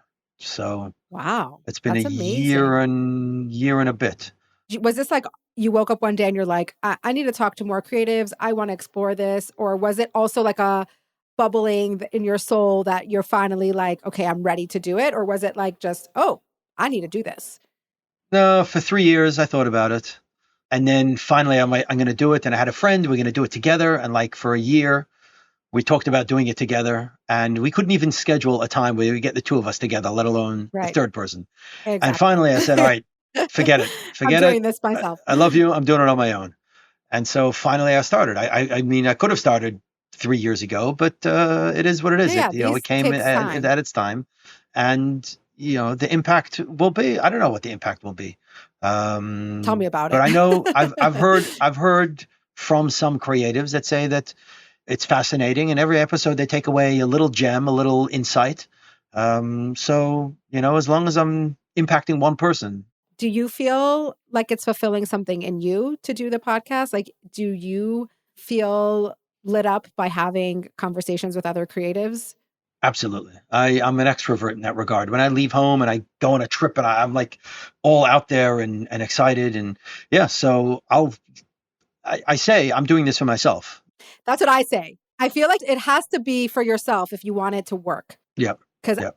that's my thing with my podcast. It's like, I want to have these conversations. This is for me. Like, this is what lights me up. This is something that I feel so called to do. And that's why I do it. Yeah.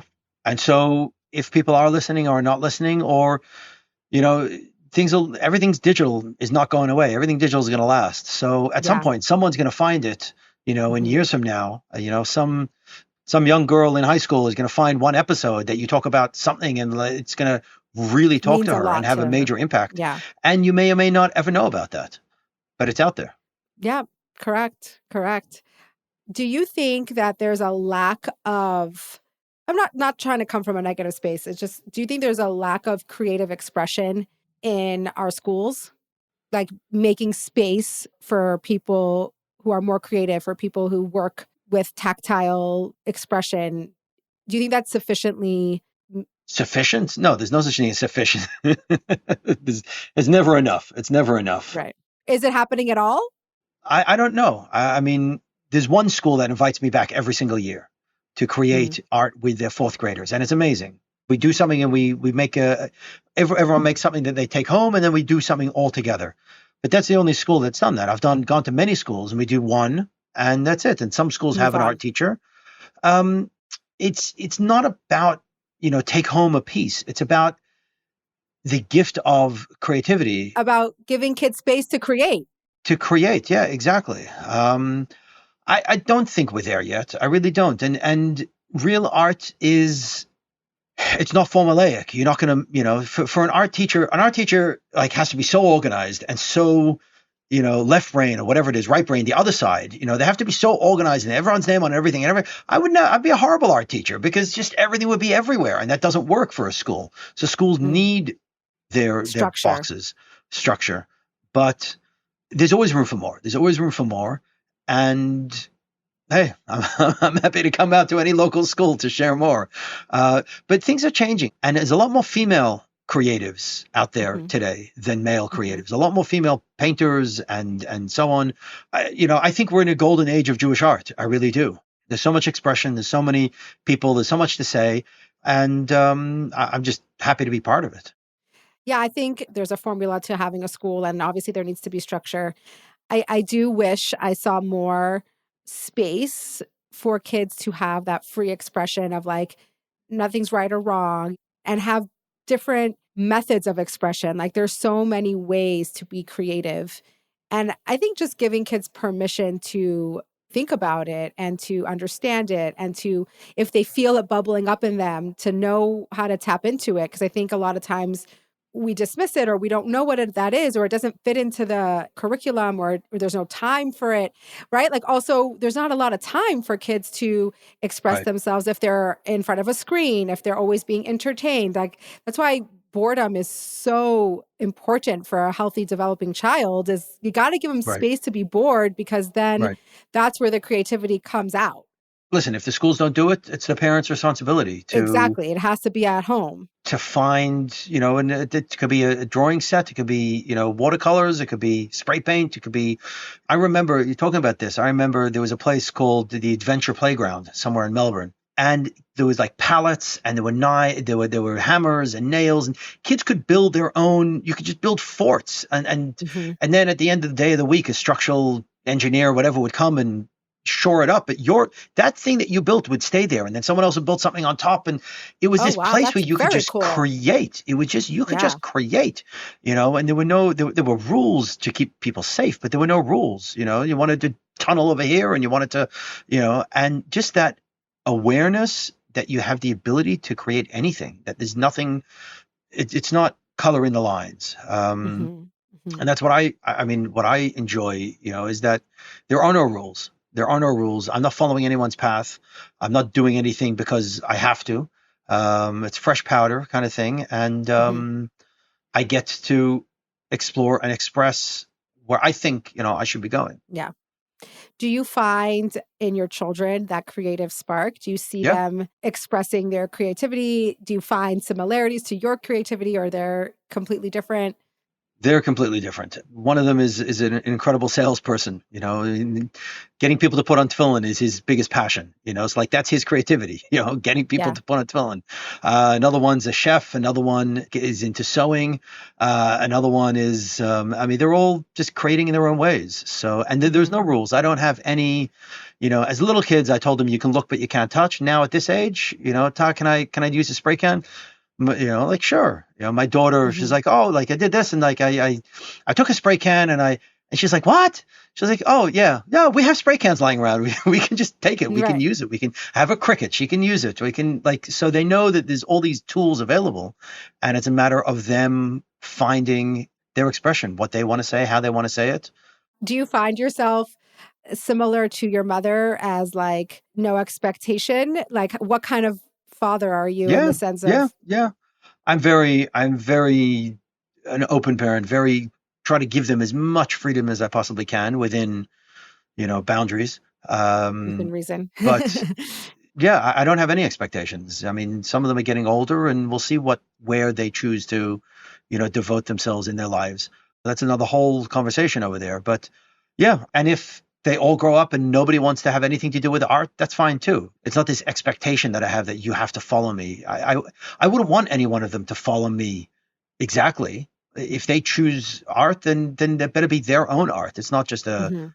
a mimic of my art. That's unhealthy. That's not Right. you But it's know. very hard as a parent to let go of all expectations or to really, really, truly let them be who they are.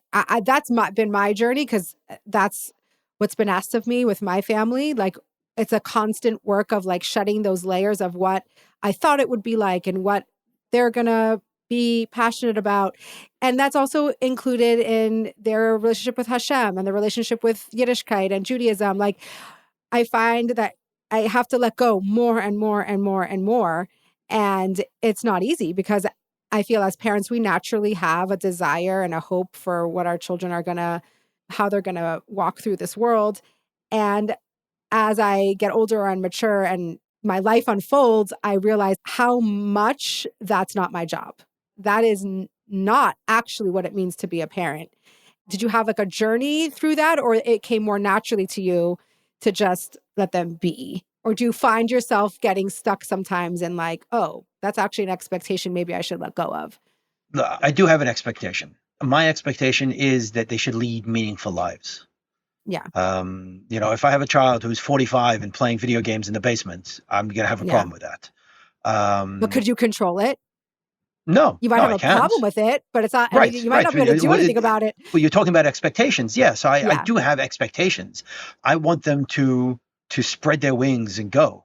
We talk a lot about ideas. My kids know that they can disagree with me on ideas in my art. They can say, "Oh, you're doing it wrong. Do it this way." Or wouldn't it be better if you did this? And wouldn't it be, especially my older kids, they have their own opinions. We're Mhm. teaching them to think, which is, I think, the most Mhm. important thing. Yes. Where they take it from there, yes, I'd love all my kids to be from. I want all my kids to be happy. I want all my kids to be parents and to raise a family and to see the other side. I mean, my oldest is 22. He actually spent a Shabbos by you a little while ago. He was one of the rabbis coming through Oh, on amazing. the Chabad on campus thing. Um, Oh, you know, I do have a whole series of wants. I right. want them to live, the best life that they can, but it's not any of the details are completely up to them. The details are not, I don't need them to be in a particular way. Yeah. Do you find your home to be out of the box in certain ways? I don't know. One story, a What's the friend of box mine. anyway, right? Yeah, Who yeah, no, knows? but a friend of mine, in a way, a little bit, it is a little, I don't know, but a friend of mine, I was complaining to him that one of my sons was like way too conforming, way too much, And he said to me, "What are you, crazy?" He says, "He's your son. Because he's your son, he's rebelling by conforming." By conforming. I see. By I knew conforming. I was onto this, something with that question. Yeah. So Sometimes a form of rebellion is conforming. is I yeah, love that. exactly. I love that. So one thing I want to share about my art that I kind of we didn't get to Oh, is I wanted to ask you about your menorahs also. yes, yeah. Okay. Well, so that's Jewish public art, Okay. is where I feel number one. I don't think to my knowledge, there's very few people in the field of Jewish public art. There aren't many who are from, who come with the set of values that I'm coming with, and I feel it's my responsibility to get meaningful Jewish art out into the public. And kind of my mission statement from that is actually the story of the Baal Shem Tov. So the Baal Shem Tov and Mashiach, that the Baal Shem Tov went up to Mashiach and said, "Me'em aseh kasimar," when is Mashiach coming? And the answer is l'kasher futza manasecha chutza, when your wellspring spread out. And so I'm taking that very literally. To spread out is art in the public sphere. And taking a cue from the Rebbe and the public art menorahs, the public menorahs is public art menorahs, and they all happen very organically. First, I was like doing murals, and I did a few murals of like light over darkness because it was right after one was the shooting in Pittsburgh, which Hanukkah came right after it. And I really wanted to do something, and I wanted a big wall. I couldn't find a big wall. And then I thought, maybe I'll rent a truck. I was like, I have an RV, So we're not the typical family. We have an RV. So I took my 30-foot RV and put huge black banners on both sides that said light over darkness and just the tip of a menorah, and bought a whole bunch of markers, self-funded, and drove around New York, New Jersey, went to menorah lightings every night, went to schools, went to places, and said, "You have a mitzvah to do? Take a marker and write the mitzvah that you're going to do on the wall." And by the act of taking a bright yellow, gold, silver marker and writing it on the wall, you'll transform darkness into light. And so it's up there. It's in a roll. And one time I'm going to find the right place to display it. But it was light over darkness. And then the following year I did again light over darkness in a different place because of a different tragedy. And then the third year I'm like, all right, I got to change it up. The 45-degree Chabad menorahs are necessary, but I need something different. So I thought, what is a menorah? It's about us sharing our light. So I made a piece. I went to a community in Williamsburg, and the Chabad community, Rabbi Simcha Weinstein, and I took photos of 4 men holding up candles and 4 women holding up candles, and the rabbi in the middle as the shamash. And I made them that they are, a menorah. They are the menorah. That when they hold up their candle, they are the light. And every night we go to another artist to paint those flames so that they are the light. Each of us have our own unique light, and we have to share our own unique light. And after that, whatever it is, a friend of mine said, "Why just those 8 people? Why not all the rest of us?" Which led me to think, well, what happens if I make a menorah that when you touch it, it lights up? So we did. We made a menorah. So the following Hanukkah, we made a menorah, 3-dimensional menorahs, 11 foot tall, 17 foot wide, that when you touch it, it lights up. And when all 8 are touched, it turns into a light show.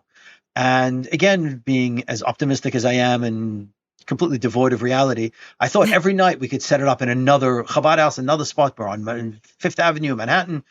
And then the next year, I'm like, okay, I've got to make another menorah. So that led me into making physical public art menorahs. And I have a photo right there, reminds me every day is my the Seaport menorah, which I think is my greatest achievement so far, is a sail-inspired menorah on the deck of the South Street Seaport overlooking the Brooklyn Bridge. The sail, looks like a sailboat kind of thing. Wow. And so now every year I'm making a new menorah. This year we're actually developing 2 different new menorahs, and they're all for sale. So these menorahs are available for purchase. Like you can buy these? Yes. So every year I add a new one to the production menorah. Design. So a new design. So the one that I made last year is available. The 2 that I'm making this year are available. And next year I'll make another one. And then the year after that. Well, are you going to give us a sneak peek of what this year's is? So you go to my website. It's right there on the website. And it's titled, it's there already. Yeah. It's titled Tradition with a Twist. And it's 9 verticals, stainless steel vertical sticks, but they're spread so that, it's one behind the other, but it creates a fan, kind of like a Chinese fan or Oh, Japanese okay. fan. So it has depth, it has width, it has height, and there's no front. You stand from this angle, and then yes, all 8 are in an exact row, but you stand from that angle, and then the spin looks different from different places. So it's a sculpture. It's a sculpture. It's a beautiful sculpture that is also a perfect halachically Chabad Yeah. approved straight arm menorah, And it's an expression of art. and it's an expression of art. Yeah, Wow. and really, going full circle is that the more I create and the more things that I come up with, I get impressed or blown away by what the Rebbe saw in me. It's like, oh wow, the Yeah. Rebbe saw that also. Oh wow, the Rebbe Yeah. saw that too. All that So was in me all from a that, young, all that, yeah. yeah. So yeah, I just Wow. continue to grow and continue to evolve, and got a whole lot more ideas where these came from. And the one I have an October 7th memorial, but I want to leave you with an October 8th concept. I'm developing an October 8th monument. Mhm.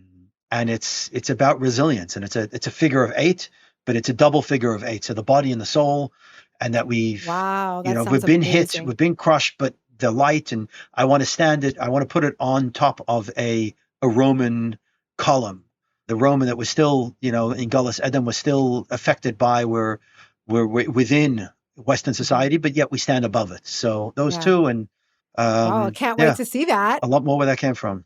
I can't wait to see like all the new and exciting things that you come and share the world with. It's really incredible. And I will, in the show notes, I will put the website where you can find the menorahs. I will put your podcast information. Okay. And if there's anywhere else we can find you. And do you have actual also art pieces for sale? Do you have Yeah, a yeah, website that I sells your do. art? I have pieces for sale on the website. Absolutely. Both originals and prints, reproductions.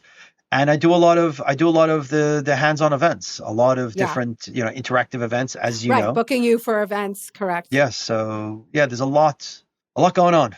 Yeah, you're putting a lot of beautiful things out into the world. And Baruch Hashem. thank God the Rebbe saw it in you and you are living up to that mission of making the world a better place. And thank you for being here. Thank you. I so appreciate it and loved hearing all that you had to say. Thank you very much. And I look forward to coming back to Montana again soon. Oh my gosh, it will happen very soon. Okay.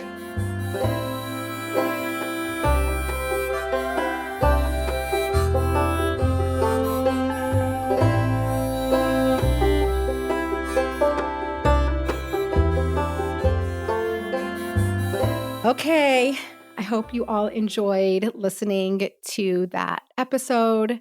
So fun to have guests from all different types of backgrounds who bring such unique things to the world. And I'm always fascinated by artists and the ability that they have to see the world in such a unique way and to take what they feel and what they think and put it out into the world and what that exposes us to.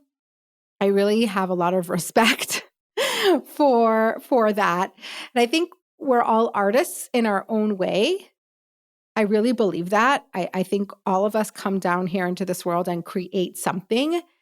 And there are artists that are just more typical artists, and not that he's a typical artist, but an artist in the sense of like actual putting physical art into the world.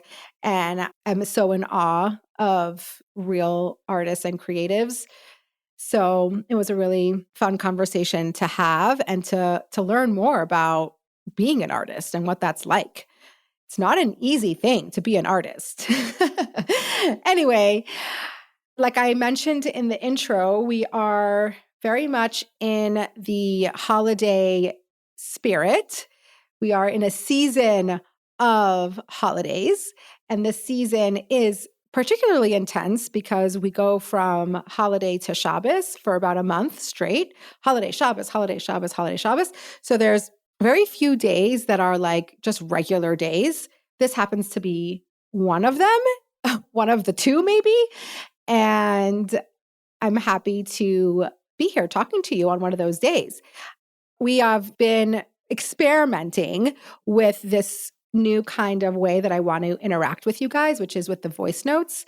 And it's something that I'm really enjoying. It's definitely is something we're still figuring out on how to make it happen, how to get the voice notes from you guys, it still needs perfecting, but I've gotten actually quite a bit of feedback that it is really fun to listen to. So I'm really glad to hear that. So if you are one of those people that really enjoy listening to them, maybe think about sending one, because that's always fun. We need the voice notes to record. But this week, because of just the scheduling and the holidays, I did share for people to put out voice notes, but it only gave people 24 hours, and that's never really enough time. So I'm not going to be sharing any voice notes today, even though I actually got a voice note within the 24 hours. And I'm going to share the content of the voice note, but without playing it, because this person has asked for that. She didn't want it to be played out loud, and I respect that. So I want to talk about what she shared, because I think it's a great discussion, but it's not going to be in voice note form. So that's what we're going to do today. Because of all the holiday scheduling and constraints, we're going to roll with the punches, and we're going to go with the flow. So the discussion that we were having on WhatsApp with this voice note, I think is a really important one. What she messaged me, she was saying that during the holiday season, we really want to celebrate the holiday with joy. And yes, Rosh Hashanah and Yom Kippur are still a more serious holiday, but they're still we want to enjoy it. We want to celebrate it. We want to feel aligned around it and not have conflict around the holiday. And she was raising a really good point, is sometimes we are in positions where that is hard. Like if you have a difficult family situation, or you're used to traveling to siblings or parents, and that relationship is a little tricky, and you keep having to put yourself in situations where it's not comfortable, and it's hard to really tap into your own joy around the holiday. And she was saying, maybe when we become adults, we have the opportunity to really understand what works for us and to make choices around that. And I really loved that point. And I think it's a great thing to discuss, because so many times we are in situations where we feel like we have no choice. And oftentimes we don't have a choice, or when we're growing up, we don't have as much autonomy as we want to. But I think it's a good thing to reflect on once we're adults and we have our own families. What is it that would make your holiday enjoyable? And make that happen. You get to decide. So, of course, there's two spouses that you have to navigate and agree on what you want to do for the holiday. And there's your children. And of course, there's so many circumstances. And sometimes we have to do things that is not our first choice. But oftentimes we do have opportunity to set ourselves up for success. So for example, I was on the podcast right before Yontif on Aimme Barron's podcast. I was supposed to have a baby, Talking Away the Taboo. It's excellent. Aime's amazing. But we spoke about how somebody who's struggling with infertility or loss, the holiday time is a very difficult time to navigate. And we talked about, okay, what are some of the things that you can do to prepare yourself, to set yourself up for success, to make sure that if you're in a situation where somebody's asking you a question that you don't want to answer, what are you going to say? Have a mantra. What are you saying? How many meals do you want to be out in public? How much time do you need to yourself? How much time do you need in the public? Which shul makes you feel most comfortable? Which people make you feel most comfortable? And I think there's a lot of merit and power into taking those decisions into your own hands. So if you're used to traveling to a particular family member on a particular holiday, but it doesn't work for you, it's actually very stressful, it actually brings up conflict, it doesn't make you happy, maybe you don't go, maybe you don't do it, maybe you stay home, maybe you find a way to make it work for you. Because we do want to feel joy during this time. We're going through these holidays anyway. We might as well try to find the joy in them. And I really appreciate this person sending me this message because it was just a great opportunity to talk about it. And I put out a Substack a couple of days ago that kind of touched on the subject as well. And I am in the stage of life where I don't have little children at home. And it's a stage that is hard for me not to be in because I'm not ready to be in that stage of life where I don't have any little kids. Like I still want to be in that stage of life of having the little kids. Call me crazy, I know. But it's hard for me to face the fact that I have mostly teenagers and I have my youngest is 8 years old and it's not a toddler. And this year, for the first time, we had a kids group, which was fantastic. Shout out to my sister Bracha, who is changing my life.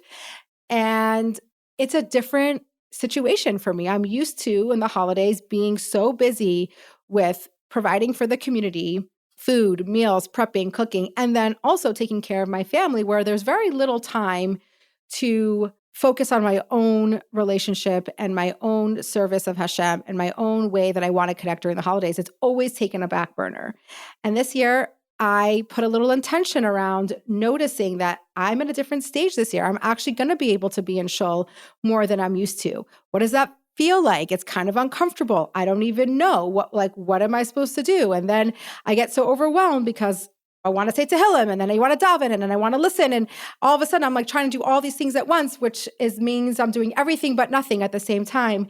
And I didn't want that to happen. So I took some time to have some intention around how I wanted to show up and how I wanted to feel during this holiday. And I wanted to feel connected. Sometimes feeling connected is not even on the agenda, right? We're getting through when we're in the stage of life, when we have a million little kids running around, it's not even on the agenda. And I've been there and I get that, but it's not my reality anymore. And connection is on my agenda and it's new and it's uncomfortable because I don't know necessarily how to do it. But I wanted to figure out like how that was going to be for me. And I did have a little plan. And if you want to figure out what I did and how I did it, go read the Substack. But I'm bringing this up because it's the same point of there's so little in our control when it comes to other people and the circumstances that are presented to us and the lives that we lead. There's so little we have control over and so little we have choices over. But there's certain things that we do have choice over. We do have a say on how we show up for the holiday. And we do get to reflect on what would make the holiday the most successful and the most joyous. And I just put it out there that we still have a bunch of holidays left in the season. Ask yourself, like, what would make you feel really good during this holiday? What would you need to have a happy holiday? Who do you want to be around? What guests do you want to have? Do you need more family, insular family alone time? What shul do you want to go to? Do you need to go to shul? Do you want to go to shul? Does shul make you uncomfortable? Why does it make you uncomfortable? How could you change that? And just ask yourself these questions because you know what? Nothing can change until you ask yourself the questions. Nothing changes without reflection. So if you want something to be different, if you reflected on your holiday and was like, oh my God, this worked really well, great. Why did it work so well? What did you do? If you reflect on the holiday and you're like, I don't know. I just wasn't feeling aligned. I wasn't feeling good. I wasn't in flow. Ask yourself, why? And what could you do differently? And I will leave you with that. And thank you for whoever sent me this voice note. I'm not going to say their name, obviously, but it definitely sparked a very important conversation. And I just want to wish all of you because the next holiday season we're going into is all about the joy. We got over the serious stuff. We got over all the introspection. We're finished with the repentance and the tshuva and the return. Now we get to just be so, so happy and joyous. And I always love feeling the relief of moving through Rosh Hashanah and Yom Kippur and now getting to just be happy and carefree. And I hope all of us can lean into that in any way that we have available to us. And I just wish you so much happiness and joy. Also, keep in mind that I want to keep the voice note situation going. So I will continue to put it out there and ask. And I hope you love it so much and want to be part of it and participate in this very cool way that I get to interact with you and discuss fun topics. Love you all. See you next time. Okay, so this podcast does not happen by itself. The magic takes a whole group of amazing people, and I want to tell you who those people are. So obviously, I'm your host, Chavie. Our producer and creative director is Eli Ben-Chion. He keeps me on my toes. He makes sure that I just keep growing and am on point and don't miss a beat. He's the best. Audio is edited and mixed by Reed Seeley. Also, unbelievable. He's so cool, calm, and collected. You kind of need that working with me. And the music, which is beautiful, is by Basia Schechter and Shaul Magid. And this is totally unexpected.